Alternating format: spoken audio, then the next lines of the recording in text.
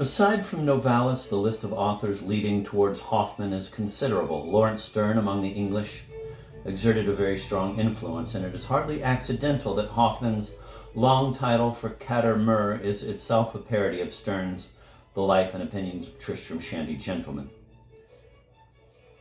Goethe, to be sure, left a profound and indelible mark on all who followed him. Among the other Germans, Brentano, Arnhem, Kleist, Fouquet, Chamisso, Eichendorff, and Kerner also had some influence on Hoffmann, the first two especially in the era of the grotesque.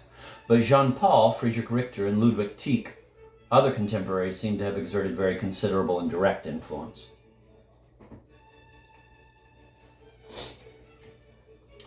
Jean-Paul's forte is the fantastic, the grotesque, lacerating humor, realism turned inside out, inverisimilitude.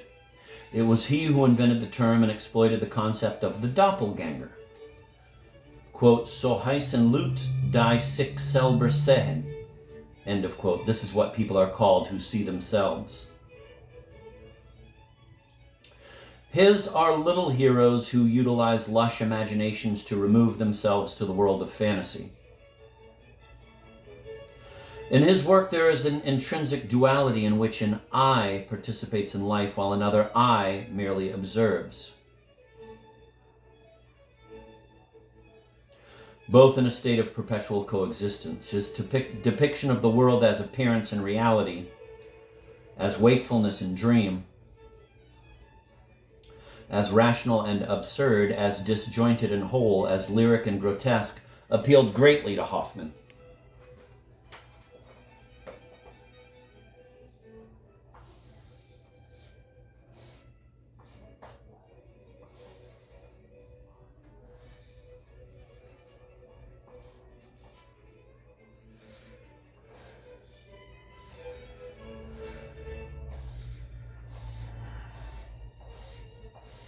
I'm going to read that again because it's just so damn good.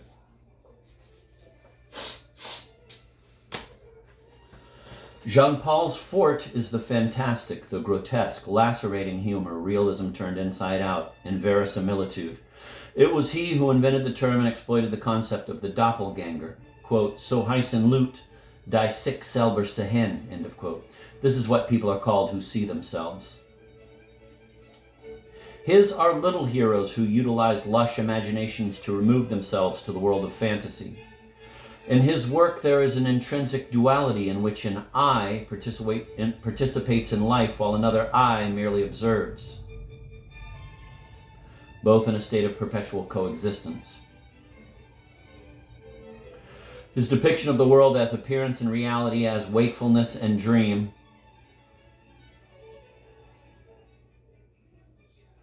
as rational and absurd, as disjointed and whole, as lyric and grotesque, appealed greatly to Hoffmann.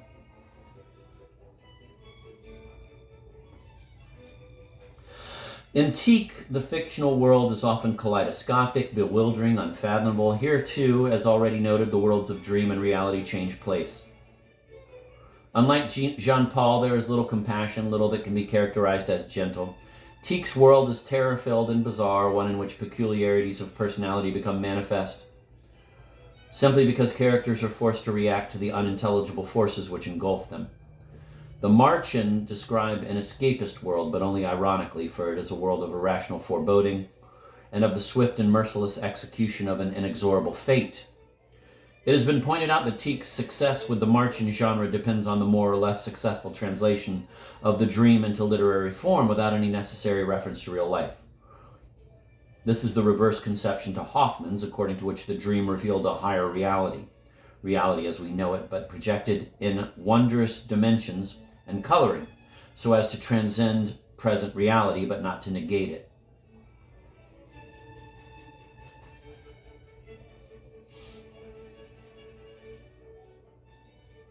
It seems clear that Hoffmann also owed to Tieck something of his fascination for the puppet man controlled by a capricious or spiteful fate.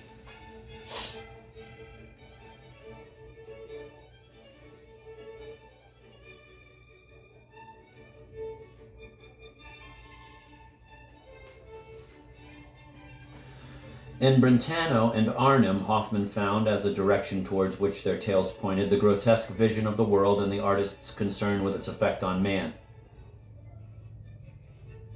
The term grotesque has been so injudiciously and widely used that it is often confused with the horrible or the bizarre. Originally used to designate a certain kind of late Roman ornamental painting, later associated with the decorative work of the painter Raphael, who abolished all rules of reality and deliberately distorted objects, it is the effect of this art on man rather than the pictorial image itself which leads to an understanding of the true nature of the grotesque. In the 18th century, it was this effect of the work of art on the recipient that became a major point of interest. Whether a work was objectively grotesque was not very important. What was important was that the reader or the viewer experienced the grotesque in a highly personal way.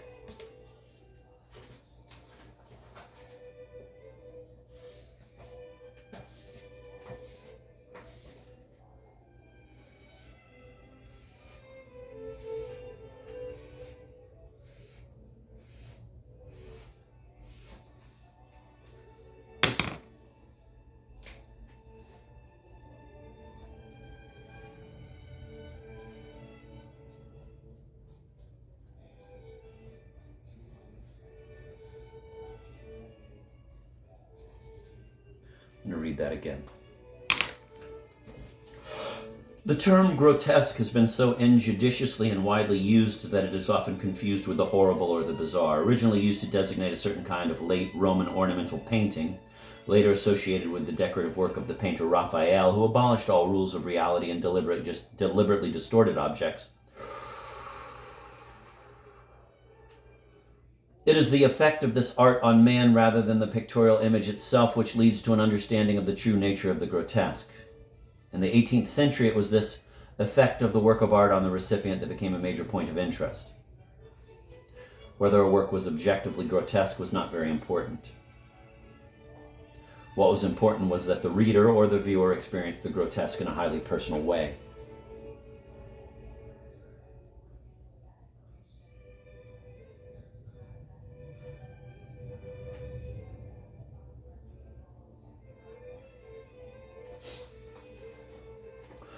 The essence of the grotesque is that it erases the boundary separating the human and animal realm.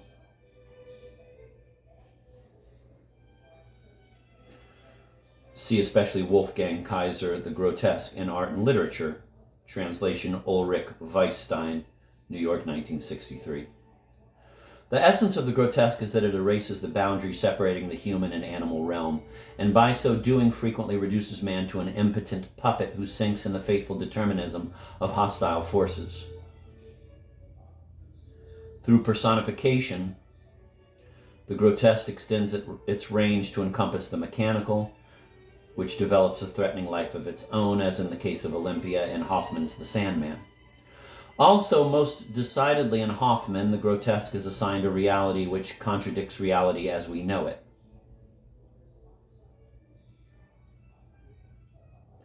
While at the same time being seen as a true reality, a higher reality, even perhaps the reality. It is when the unreality described becomes real and the grotesque ceases to become a game that fears become intense and an abyss yawns before us, because we are invaded by the feeling of the true absurdity of the world.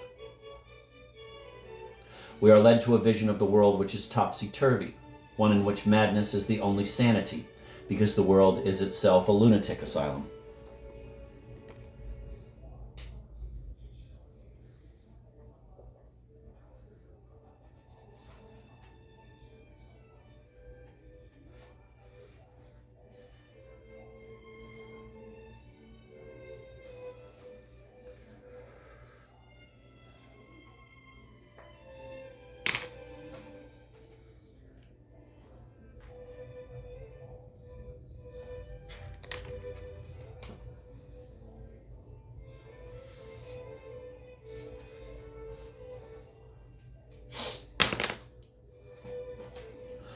In the introduction to his collection, Fantasy Pieces in the Style of Caillot, Hoffmann says of Jacques Caillot, a French engraver and etcher of the 17th century, "The irony which mocks man's miserable actions by placing man and beast in opposition to each other only dwells in a deep spirit, and thus Caillot's grotesque figures, which are created from man and beast, reveal to the penetrating observer all the secret implications that lie hidden under the veil of the comical.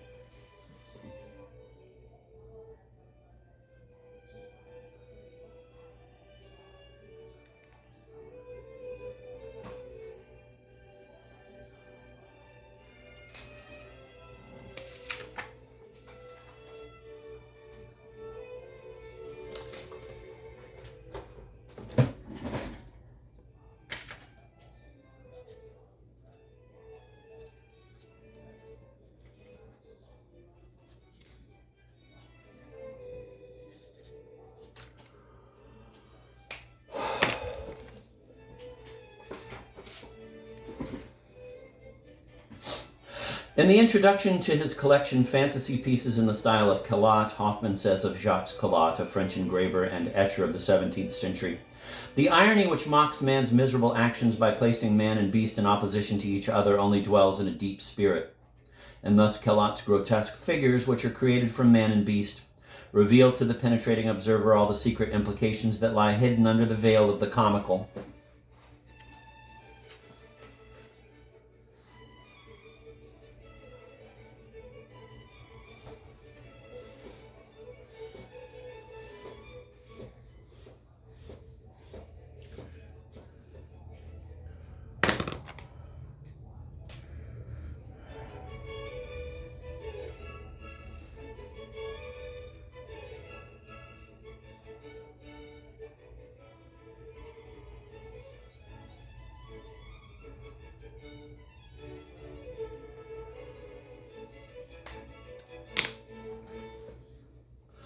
Shakespeare's plays, beautifully translated by A.W. Schlegel, were a revelation to the Germans, who lacked the advantage of a Shakespeare tradition, not least of all because they felt a strong affinity to his use of supernatural elements and to his view of man as an actor.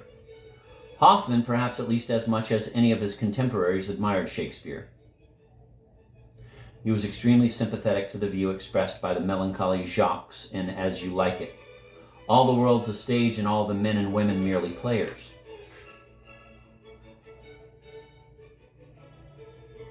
The Life, E.T.W. Hoffmann, born Königsberg in Prussia on 24 January 1776, died Berlin on 25 June 1822, legal court advisor, excellent in his official position as writer, as composer, as artist, dedicated by his friends. What is interesting about the inscription on Hoffmann's tombstone is not that it supplies some biographical information, which is, of course, readily available elsewhere, but that by listing his official position and avocations in a certain order, it establishes priorities which tell us something of what his friends thought of the whole man. Further, the inscription strongly suggests that Hoffmann was very conscientious, versatile, and gifted, a judgment which has been amply and consistently confirmed by his biographers.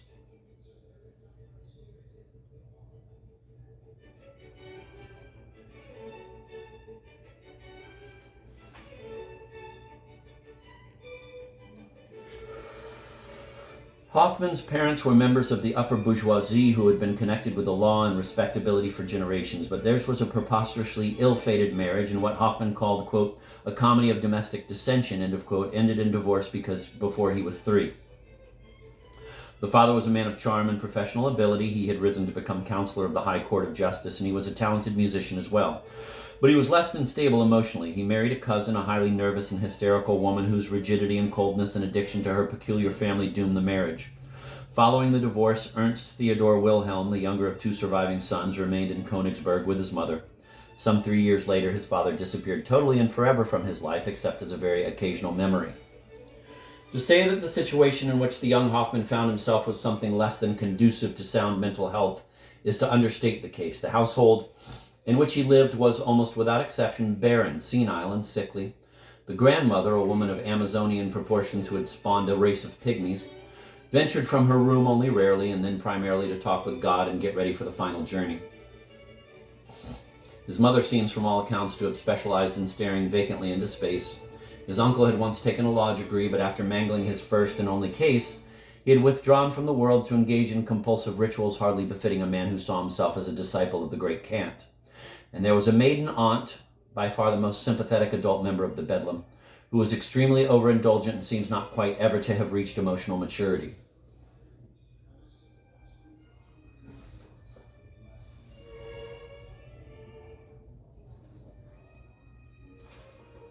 Despite all this, or perhaps at least in part because of it, before Hoffmann was 12, he could play the harpsichord and the violin beautifully, write musical compositions, and draw devastating caricatures. His uncle, who was entrusted with his early education, instructed him in music and developed in him a sense of discipline, regularity, and hard work, which was never to leave him.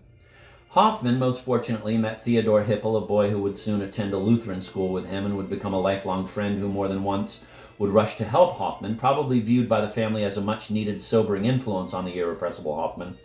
What absolute joy Hoffmann got from decorating his grandmother's well-fingered Bible with marvelous pictures of satyrs and hell drawn in its margin. Hippel was made welcome, and he shared growing up with Hoffmann. The friends continued together the practice of reading, which each had years before initiated on his own. Goethe's Werther moved them to ecstasy, and there were the wondrous tales of Jean-Paul, Sterne's delicious sentimental journey, the dazzling Shakespeare, the irreverent Smollett, the brilliant and truculent Swift, and above all, Rousseau's Confessions. In a German translation they would pilfer from Uncle's bookshelves and then devour as they spread it open and laid it on the assigned Latin and Greek texts. Hoffmann was 16 when he became a law student at the University of Königsberg. There is ample evidence that he already saw himself primarily as a composer, but was willing to pursue law because of the family tradition and the hope that law would ultimately make him independent enough to devote himself wholly to art. There's nothing especially noteworthy about his studies at Königsberg, where Kant was the most illustrious faculty member, and about whom he must have learned something despite the fact that he avoided formal work with Kant, possibly despite his uncle. Much of his time was spent reading occult literature, painting romantic landscapes in the style of Salvador Rosa, and giving music and art lessons.